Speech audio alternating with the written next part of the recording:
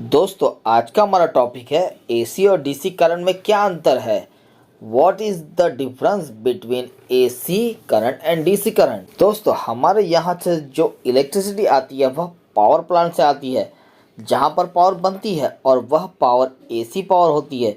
AC का मतलब होता है अल्टरनेटिव करंट और एसी को डीसी में कन्वर्ट करने के लिए हम डायोड का यूज़ करते हैं। वह डायोड से हम रेक्टिफायर बनाते हैं और वह रेक्टिफायर के जरिए हम एसी को डीसी में कन्वर्ट करते हैं। डीसी का मतलब होता है डायरेक्ट करंट। एसी में दोस्तों फेस और न्यूट्रल होता है और डीसी के अंदर होता है प्लस और माइनस। एसी में दोस्तों तीन फेस का यूज होता है, एक आर वाई बी और एक न्यूट्रल। लेकिन डीसी के अंदर कोई फेस नहीं होता। डीसी के अंदर प्लस और माइनस होता है और वह प्लस और माइनस एक ही फेस के अंदर होता है। पहला कंफ्यूजन तो आपका दूर हो गया होगा कि एसी और डीसी में क्या अंतर है। दूसरी चीज होती है फ्रीक्वेंसी। हमारे भारत देश में फ्रीक्वेंसी होती है 50 हर्ट्ज, लेकिन कुछ देशों में 60 हर्ट्ज भी फ्रीक्वेंसी होती है, लेकिन हमारे इंडिया में फ्रीक्वेंसी 50 हर्ट्ज है। तो दोस्तों फ्रीक्वेंसी क्या होती है, हर्ट्ज क्या होता है। ये फेज और न्यूट्रल है, ये आपका एसी है अल्टरनेटिव करंट। लेकिन मैं अभी सिर्फ फेज की बात करूंगा, न्यूट्रल की नहीं। हमारा करंट जो होता है और वोल्टेज होता है वह एक कंडक्टर थ्रू या तो वायर थ्रू एक साथ में चल रहे होते हैं, लेकिन उस वायर में साइकिल चल रही होती है। ये देखो दोस्तों, ऐसे ये जो साइकिल चल रही है वही हमारी फ्रीक्वेंसी है, वही हमारी एग्जैक्ट है, हर्ट्ज है। फ्रीक्वेंसी का मतलब होता है जो तार में से वोल्टेज करंट प्रवाह हो रहा है वो फेज वहाँ पर कुछ समय के लिए प्लस भी होता है माइनस में भी होता है, कभी प्लस कभी माइनस होता है। ये हमें हमारी आंखों से दिखाई नहीं देता है क्योंकि यह प्रक्रिया पर सेकंड में 50 बार होती है, तो हमें वह दिखाई नहीं देती है। तो इसी वजह से एसी को अल्टरनेटिव करंट कहते हैं। फेज कभी नीचे होता है तो कभी ऊपर होता है, कभी नीचे तो कभी ऊपर। अगर आप फ्रीक्वेंसी को कम करोगे तब आपको यह देखने को मिल सकता है और यह फ्रीक्वेंसी वीएफडी के जरिए कम कर सकते हो। वीएफडी का मतलब होता है वेरिएबल फ्रीक्वेंसी डिवाइस। जैसे कि मेरे पास एक बल्ब है, उस बल्ब को मैं उस फेस और न्यूट्रल देता हूं तो वह हमें ग्लो करता हुआ दिखाई देता है। लेकिन रियलिटी में यह बल्ब कंटिन्यू ग्लो होता ही नहीं है। यह बल्ब हमारा पर सेकंड में 50 बार बंद होता है और 50 बार चालू होता है। यह वीएफडी के जरिए आप आसानी से बंद चालू होते हुए बल्ब को देख सकते हो। बल्ब कुछ समय के लिए चालू हो रहा है, कुछ समय के लिए बंद हो रहा है। ये वीएफडी जो है वह फ्रीक्वेंसी को वेरी करता है। हम फ्रीक्वेंसी को कम या तो ज्यादा कर सकते हैं वीएफडी के जरिए। हम पर सेकंड एक बार बंद चालू कर सकते हैं और 30 या 40 बार भी बंद चालू कर सकते हैं और फ्रीक्वेंसी बढ़ा भी सकते हैं और घटा भी सकते हैं। ऐसे ही दोस्तों हमारे इंडिया में 50 हर्ट्ज फ्रीक्वेंसी की इलेक्ट्रिसिटी घर में आती है, तो यह फ्रीक्वेंसी ऐसी ही एक सेकंड में 50 साइकिल बनती है। जो हमारे घरों में बल्ब लगा होता है दोस्तों, वह बल्ब 50 बार बंद चालू होता है, लेकिन हम देख नहीं सकते। लेकिन वीएफडी के जरिए हम उस फ्रीक्वेंसी को वेरी कर हम उसे देख सकते हैं आसानी से। 50 हर्ट्ज करके, 50 हर्ट्ज में तो आपको दिखाई नहीं देगा दोस्तों।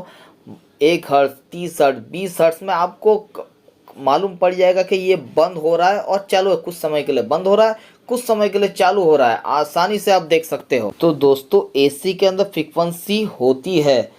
तो दोस्तों फ्रीक्वेंसी के बारे में आपको क्लियर मालूमात हो गई होगी, तो हम अब आगे बढ़ते हैं। लेकिन दोस्तों डीसी डायरेक्ट करंट में फ्रीक्वेंसी नहीं होती। तो दोस्तों दूसरा अंतर यह था। और एक अंतर होता है दोस्तों पावर फैक्टर का। पावर फैक्टर के बारे में मैं पहले भी वीडियो बना चुका हूँ, आप देख सकते हो वीडियो। तो दोस्तों हमारे इंडस्ट्री में पावर फैक्टर की बदौलत ही हमारा इलेक्ट्रिसिटी बिल कम हो जाता है। लेकिन दोस्तों डीसी में पावर फैक्टर होता ही नहीं है, क्योंकि डीसी में पावर फैक्टर हमेशा एक रहता है, यूनिटी रहता है। हमारा पावर फैक्टर अच्छा होता है तो हमारा बिजली का बिल कम आता है। पावर फैक्टर का इंडस्ट्रीज में बहुत बड़ा टास्क है।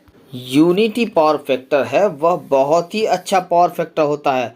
पावर फैक्टर के बारे में मैं आप लोगों को और थोड़ी जानकारी देता हूँ। मैं एसी की बात कर रहा हूँ, अल्टरनेटिव करंट की। ये जो एक फेज वायर है, इस वायर में से वोल्टेज भी जा रहा है और करंट भी जा रहा है। यह करंट और वोल्टेज की खुद की एक अलग वेव फॉर्म होती है। ड्राइंग के जरिए मैं आपसे समझाता हूँ, इसे वेव फॉर्म कहते हैं। जैसे कि मैंने यहाँ साइकिल बनाई है, यह एक साइकिल है, यह 2 साइकिल है और यह 3 साइकिल है।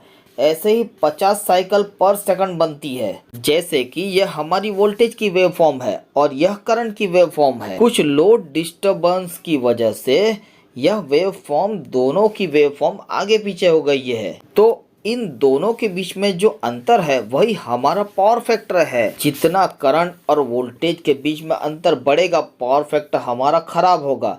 वोल्टेज और करंट एक साथ चलेंगे तब पावर फैक्टर यूनिटी में रहेगा, एक पावर फैक्टर रहेगा। लेकिन दोस्तों डीसी में कोई पावर फैक्टर होता ही नहीं है, क्योंकि डीसी में कोई वेवफॉर्म होती ही नहीं है। इसलिए डीसी में कोई फ्रीक्वेंसी नहीं होती है, इसलिए दोस्तों डीसी में पावर फैक्टर नहीं होता है। तो दोस्तों हमारा डीसी करंट बनता कैसे है? डीसी का स्रोत हमारा सोलर पैनल है।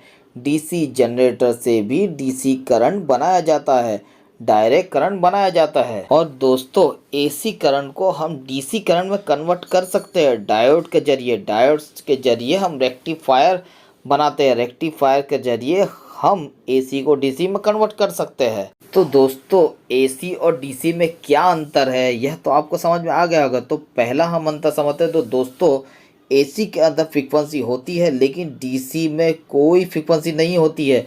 दूसरा, एसी के अंदर पावर फैक्टर वेरी कर रहा होता है, लेकिन डीसी के अंदर पावर फैक्टर कांस्टेंट होता है, एक होता है, यूनिटी में होता है। और दोस्तों डीसी के अंदर करंट की जो डायरेक्शन होती है वह डायरेक्शन सीधी चल रही होती है, लेकिन एसी के अंदर करंट की डायरेक्शन चेंज हो रही होती है, कभी ऊपर तो कभी नीचे।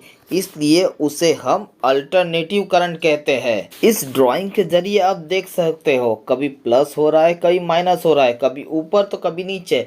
ऐसे ही हमारा बल्ब, हमारे उपकरण 50 बार बंद चालू होते हैं, उसे ही 50 हर्ट्ज कहते हैं, 50 फ्रीक्वेंसी कहते हैं दोस्तों। तो दोस्तों एसी और डीसी के बीच का अंतर आपको समझ में आ ही गया होगा। तो दोस्तों यह वीडियो आप लोगों को कैसा लगा, कमेंट करें, लाइक करें और सब्सक्राइब करना ना भूलें। तो नेक्स्ट वीडियो में फिर मिलेंगे, तब तक के लिए बाय।